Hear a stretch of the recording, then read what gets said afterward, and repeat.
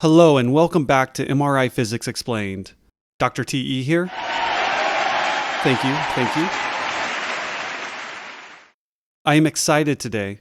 You know why I'm so excited? Because this is the moment we've all been waiting for. Today we're going to demystify phase encoding, one of, if not the, most complicated and confusing topics in all of MRI physics.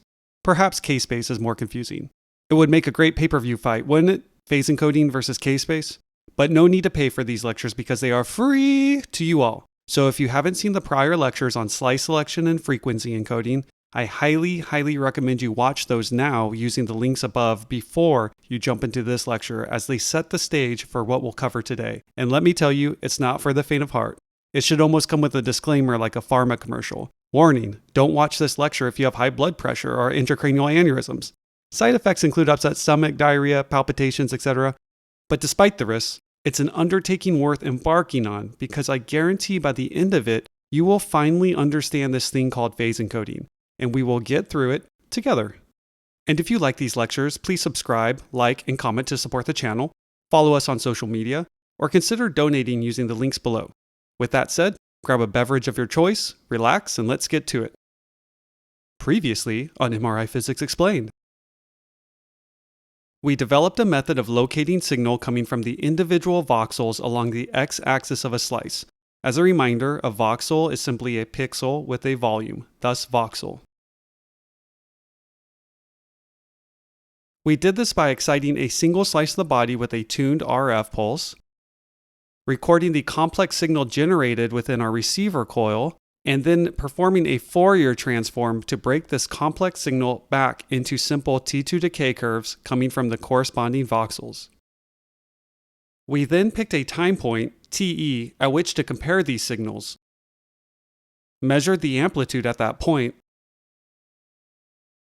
and correctly placed that value in the appropriate voxel, knowing that the T2 decay curve with the lower frequency belongs to the voxel on the left, because the gradient magnetic field we applied at readout went from low to high in a left to right direction. So finally, we must devise a way to locate signal along the y-axis. To start, we need to expand on our previous example. In the frequency encoding lecture, we constructed a row containing only 2 voxels in order to keep things simple, because we were only worried about differentiating signal along the x-axis. Now that we're focusing on the y-axis, we'll add another row of voxels to create the simplest possible slice configuration, a 2x2 voxel slice. As you can see, we'll have a voxel containing pure CSF, fat, soft tissue, and bone. So let's apply the steps we've learned up to this point. We're going to turn on our slice select gradient, tune our RF pulse to the Larmar frequency corresponding to the slice we wish to image, and hit it with our RF pulse to energize the slice. Now that all the protons are spinning together within the slice, we'll turn on our electromagnets along the x-axis of the body, creating a gradient magnetic field along the x-axis, and we'll record the signal in our receiver coil. What will it look like? Like in the previous lectures, we'll record a complex-looking T2 decay curve coming from the entire slice. But we know that this complex curve will be the sum of the T2 decay curves from each individual voxel. And we can also reason that the CSF and soft tissue voxels will experience the same magnetic field and thus same Larmar frequency as we can see here. We've done nothing to change the magnetic field in the y direction. This also applies to the fat and bone voxels, which also see the same magnetic field and therefore share a same frequency, albeit one that is higher than the CSF and soft tissue voxels. Again, this is because the applied gradient field goes from low to high in a left to right direction. But remember, we can't see these individual T2 decay curves. We know they are there, but we can only record the summed signal from the entire slice. So the big question is, what happens in this example when we apply our Fourier transform, the mathematical tool we introduced in the previous lecture, to separate out the simple signal coming from each voxel from this complex signal? Unfortunately, instead of seeing 4 individual T2 decay curves, we only get 2, one curve representing the CSF and soft tissue voxels, and the other representing the fat and bone voxels. Notice that we've correctly isolated the frequency that the individual voxels will produce, with the CSF and soft tissue voxels sharing the same frequency, one that is lower than that of the fat and bone frequency. But we can't figure out the individual amplitudes the CSF and soft tissue curves contribute to the sum signal, likewise with the fat and bone amplitudes. This is a limitation of the Fourier transform, which is great at figuring out the correct frequency making up a complex curve, but can only calculate a single total amplitude. In fact, we're almost in the identical situation we encountered when trying to locate signal along the x direction in the previous lecture. We know the individual voxels add up to produce the amplitude in our raw signal, but we don't know how much each individual curve contributes. It could be any of these combinations. Let's take a step back for a second and try to conceptualize what this means for our image. What would the above image look like if we only performed our slice select and frequency encoding steps? Our slice selection step would energize all the protons in the slice, so that when we apply our frequency encoding gradient along the x-axis, each column of voxels would spin at the same Larmor frequency. And if we applied our Fourier transform to this data, we would produce a picture that looks like this. We've successfully located the signal along the x-axis, but we only can measure a single total amplitude coming from all the voxels along the y-axis, and trying to plot this, we can only plot a single value for each column. The more protons in that column, typically the more signal and higher amplitude we'll get, being maximum within the column that contains the most tissue, and minimal where there are no protons. And this is a problem, right? In this most simplest of examples, we can't build a full image, only part of one. So how do we proceed? I can already hear some of you, fool me once, shame on me, fool me twice, shame on you, and none of the guests in this lecture want to be fooled a third time. It's so embarrassing they don't even have a saying for it. So recall for both the z and x-axis signal localization problems, we solved these by adding electromagnetic coils along the axis of interest. Why not try this a third time? So we've now placed electromagnetic coils along the y-axis. What happens when we turn on our frequency encoding coils during signal readout? And then turn on our coils along the y-axis as well. What will our recorded signal look like? We'll record a complex-looking raw MR signal coming from the entire slice, and when we perform the Fourier transform, we see, 3 different curves coming from 4 voxels? How is that? Let's take a closer look at what's going on here. Let's re-examine this, specifically thinking in terms of magnetic fields. As it currently stands, this whole slice will naturally experience our main magnetic field B0. The gradient magnetic field we created along the x-axis, let's call this Bx, will subtract from the main magnetic field along all voxels in this column, and add to the main magnetic field in this column.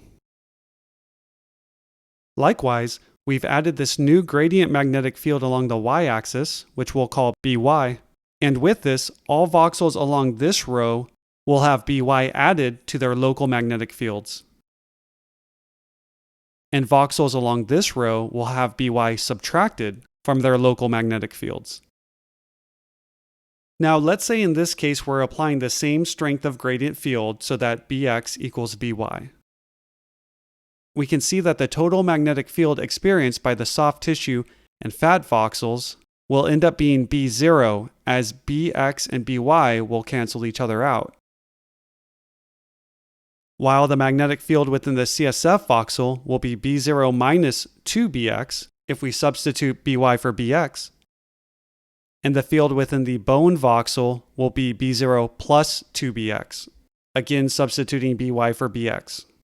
So from this example, you can see that we've only produced 3 unique Larmor frequencies, and thus when we apply our Fourier transform, we can only isolate signal coming out of 2 of the voxels, CSF and bone, while this third curve will represent the signal from both the soft tissue and fat voxels, So even in the simplest of examples, we can't produce a contrasted picture with this method, which is not helpful. Now your next instinct may be to say, hey, instead of using the same strength gradient field for both Bx and By, why not make them different, increasing the chance each voxel will have a unique magnetic field and thus Larmor frequency. And actually, the MRI physics pioneers did try this early on, sweeping a magnetic field across all the voxels trying to make a picture. But you have to remember, a real image looks more like this. Here is a 75 by 75 voxel matrix, which is oddly the largest PowerPoint would allow me to make. And a normal image is 256 by 256 voxels, over 3 times larger than this. You can see how hard it would be to ensure each and every one of these voxels would have a unique magnetic field, which we need for our Fourier transform to be happy. And we don't want to piss off our Fourier transform now, do we? Yes, our precious Fourier transform. Anywho, we have a much better way to deal with this problem. Going back to the equation for our Larmor frequency, I hope you can appreciate we have done everything we possibly can to take advantage of this equation, changing the magnetic field in a variety of ways to isolate our signal. But there's one property of our system we haven't yet discussed, and that is phase. So what is phase? You've likely heard this word before, especially in any course on MRI physics, but in my mind it's a very unintuitive word, so let's discuss this concept in detail. Phase describes the positional relationship between waves. More importantly, it represents the relative rotation rate of the net magnetization within each voxel. Let's go back to this example showing the signal generated by each voxel when our frequency encoding gradient is applied. Notice all of the signal coming out of each column is perfectly aligned, each having their peaks and troughs at the same time. You can see the same thing for this column, each having a maximum and minimum at the exact same time points. And remember where the signal comes from. If these 4 arrows represent the net magnetic vectors within each voxel, and this is our receiver coil, to produce these perfectly in-phase T2 decay curves, the individual net magnetic vectors would be rotating like this. You can see from this example, all of the magnetic vectors coming from each voxel are rotating perfectly in phase with each other, and thus their individual T2 decay curves will also be perfectly in phase.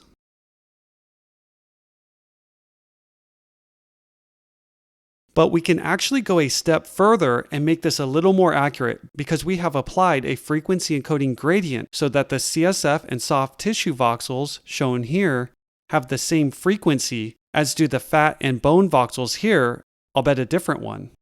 This means that the net magnetic vectors corresponding to the CSF and soft tissue voxels will rotate at the same rate, while the fat and bone voxels, having a higher frequency, will rotate at a faster rate, shown in this animation. In this example, these would represent the magnetizations coming from the CSF and soft tissue voxels, and these would represent those coming from the fat and bone voxels. Notice that those spinning at the same rates relative to each other have the same phase, but looking at them as a whole, they have different phase. You can see this reflected in our T2 decay curves, with the CSF and soft tissue curves having the same phase, and the fat and bone voxels having the same phase, but between the two groups, their frequencies and phase are different. Whenever you feel lost in the discussion on phase, return to these slides. Everything you need to know is right here. So how can we take advantage of this newfound property to localize the signal along the y-axis? Let's try to simplify the problem even further. We saw that with the steps so far, after applying our Fourier transform, we can isolate signal along the x-axis, but all the signal coming from voxels that share a column along the y-axis is added together and undifferentiable. We don't know how each individual voxel contributes to that signal. So if we can figure out a way to isolate signal between voxels sharing a column, we can perform the same steps for the other column. And let's do just that. Look at only the first column to simplify things. We know that we have CSF and soft tissue T2 decay curves of the same frequency but different amplitudes, and summed together, they give us the raw signal. What happens to the recorded raw signal if we change the phase of the soft tissue curve relative to the CSF curve?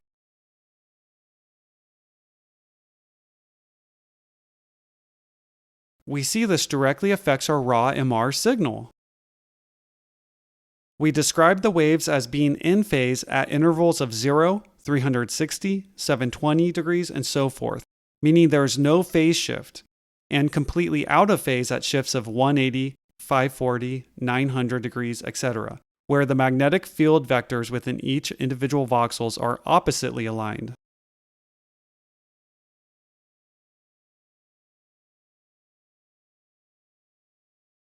Remember, this is all coming from magnetic vectors rotating in a circle relative to this coil.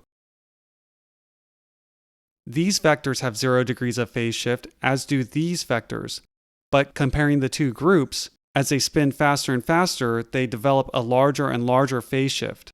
This is also why phase shift is described in degrees, going to this concept of angles between vectors rotating in a circle.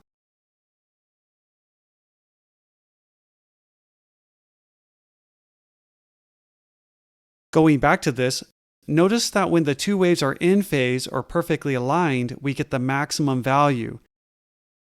And when they are out of phase or oppositely aligned, we get the minimum value in the raw MR signal.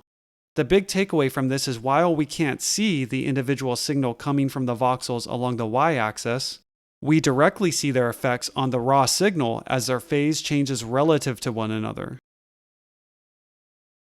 To start, let's presume we have an accurate way of inducing these phase shifts, and let's look at two different points. One when the CSF and soft tissue voxels are completely in phase, producing a maximum raw signal, and another when they are completely out of phase, producing a minimum raw signal. So in this case, we have one known variable and two unknown variables, the known being the raw MR signal, the amplitude of which we can measure at any given time TE, as shown here, and the two unknowns being the signal coming from the CSF voxel, which we'll denote as A, as shown here, and the signal coming from the soft tissue voxel, B, shown here. So let's pick a time point of interest, say 200 milliseconds, at which we want to know the amplitude of the signal coming from the CSF voxel, A, and the soft tissue voxel, B.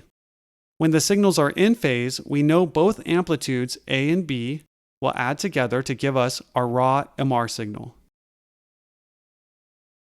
When the signals are out of phase, we'll see that B will actually subtract from A, giving us our raw value here, A minus B. But again, all we can see is the raw MR signal. But if we can devise a way to accurately induce these phase shifts, we can write formulas to describe the relationships. Let's start with the in-phase state. Say at a TE of 200 milliseconds, our measured raw signal is 8 amps, which we'll add to our equation. We've already shown that when the CSF and soft tissue signals are in phase, the signal coming from CSF voxel A will add with the signal coming from soft tissue voxel B, giving us A plus B equals 8 amps. Turning our attention to the out of phase state, let's say our raw measurement is 4 amps, which we'll add to the equation above. We showed that in the out of phase state, the soft tissue signal will subtract from the CSF signal, giving us A minus B equals 4 amps. Notice we have developed an independent system of equations with two known values, our measured raw signal, for two unknown variables. Performing some algebraic manipulation, we can now solve for these variables. We'll choose one of the equations to solve for. Let's pick the in-phase equation, and we'll subtract B from both sides to give us A equals 8 amps minus B. We'll then plug this value of A into the second equation. Then combine the B's, add 2B to each side, The B's on the left will cancel out to give us 8 amps equals 4 amps plus 2B. We'll subtract 4 amps from each side to move it over, giving us 4 amps equals 2B. And finally, divide each side by 2 to solve for B, giving us B equals 2 amps. And we've done it. We figured out what the amplitude of the soft tissue signal is at TE equals 200 milliseconds. Now to solve for A, we simply need to plug this value of B back into any of our original equations. It doesn't matter which one, so let's choose the out-of-phase equation. We'll take B and substitute our new value found here. And now we'll solve for A by adding 2 amps to each side. This will give us A equals 6 amps, and with that, we've successfully located the signal from voxels along a column of the y-axis. To calculate this for the voxels along the y-axis in the other column, we simply repeat these steps, except this time using the signal coming from the fat plus bone voxels pulled out of the raw MR signal when we apply our Fourier transform. So for every voxel sharing a frequency along the x-axis, if we can shift the phase of the T2 decay curves from voxels along the y-axis and measure how the raw signal changes, we can calculate the individual amplitudes. For our 2x2 voxel example, we have 2 rows along the phase encoding direction, and thus we need to perform 2 unique phase shifts to be able to calculate the signal coming from each voxel. In the prior example, we examined the raw signal when there was no phase shift, which would be 0 degrees. Yes, this counts. And one when they were out of phase, which would be 180 degrees. I showed it like this because it looks nice, but remember, this first phase shift is really being applied to the whole slice, and then the whole process is being repeated at a different phase shift. For a 3x3 voxel example, we would need 3 unique phase shifts, and so on and so on. It doesn't matter what the shift is, it just has to be different from the others and between 0 and 360 degrees because things start repeating after 360 degrees.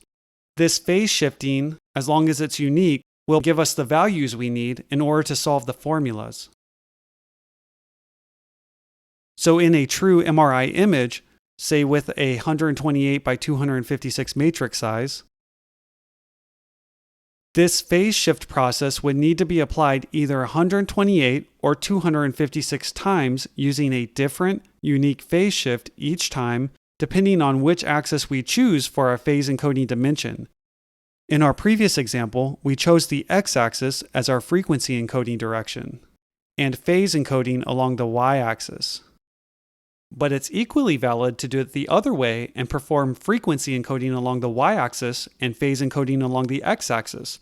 However, the rate limiting step is always going to be the phase encoding axis because we will need to repeat the phase shift process for however many voxels there are in that dimension. So given an asymmetric matrix size such as this 128 by 256 matrix, which we might use for a brain since it's longer in the anterior-posterior dimension than it is in width, we typically will denote the smaller dimension as the phase encoding axis, as it makes no sense to double the imaging time for the same result. So the big question becomes, how can we change the phase of the individual T2 decay curves relative to one another between columns, since we spend all this time showing it's what we need to do?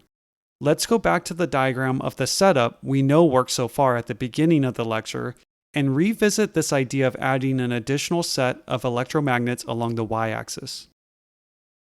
We've already shown that we can't turn these on at the same time as the frequency encoding electromagnets, as the magnetic fields would simply add together, some of which will be the same value for certain voxels. But what if we instead quickly turn them on and then off immediately after the RF pulse and before the frequency encoding gradient? Let's see how this will affect our T2 decay curves coming from voxels along the same row. As you can see here, whenever we apply this phase encoding gradient, voxels along this row will experience the same magnetic field, as will voxels along this row, albeit a different one. Let's pretend the blue curve represents the signal coming from the CSF and fat voxels, and the orange curve representing the signal coming from the bone and soft tissue voxels. To start the process, we apply our radiofrequency pulse to energize the slice. This produces signal coming from the entire slice, all in phase together, spinning at the Larmor frequency of the base magnetic field B0. But watch what happens when we turn on and off our phase encoding electromagnetic coils.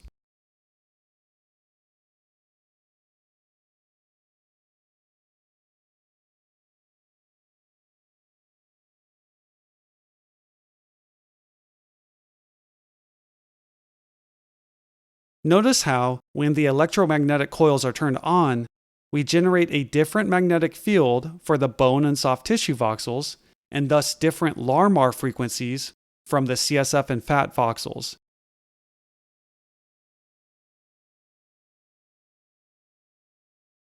But what's more important here is when we turn the electromagnets off, they both return to the same Larmor frequency, except not the same phase. We've induced a phase shift by momentarily disrupting their Larmor frequencies as shown in the animation.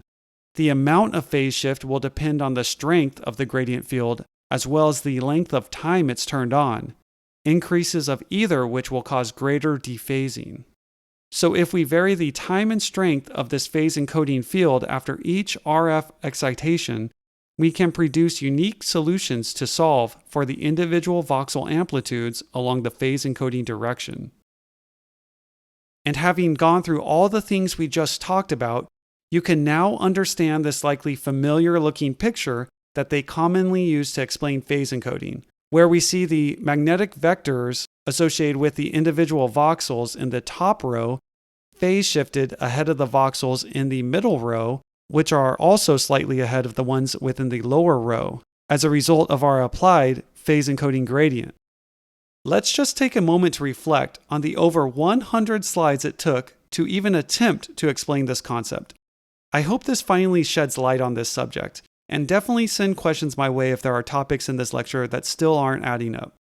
I also want you to know that all of the things we talked about as far as signal localization and building a picture are a framework with which to understand these so you can go on and feel confident understanding things like artifacts because you don't want to mistake those for true pathology. And I will say the actual method of building a picture and how phase and frequency encoding come into play is more mathematical than this, and this is an oversimplification, but it's pretty close to the truth. So we have finally done it. Congratulations, everyone. Give yourself a huge round of applause.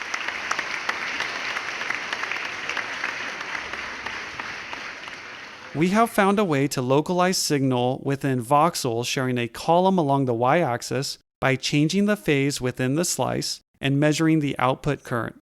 Over these past lectures, we've put ourselves in the shoes of the MRI physics pioneers, and I hope you can all now appreciate the somewhat ingenious ways we've come up with to take advantage of this phenomenon called nuclear magnetic resonance, and what an impact it's had on civilization. You probably all know someone who's undergone an MRI, if not yourself personally. I know I have, but we won't talk about my results. So the next couple lectures, we're finally going to begin talking about image contrast and T1 and T2 weighting. It was no mistake that I chose to spend so much time on signal localization first because it builds the foundation of all we will discuss moving forward. And more importantly, if you can't locate where the signal is coming from, image contrast doesn't matter because you can't make an image. So with this awesome foundation we've built, we'll take a deep dive into image contrast and how exactly T1 and T2 effects play into it. And that's all, folks. If you like these lectures, please subscribe to the channel and like and comment on the videos. Here are the Creative Commons images used for the lecture. A quick disclaimer on images and animations used for the lecture. And that's all. Let's all go ice our heads after this one, guys. This is Dr. T.E. signing out.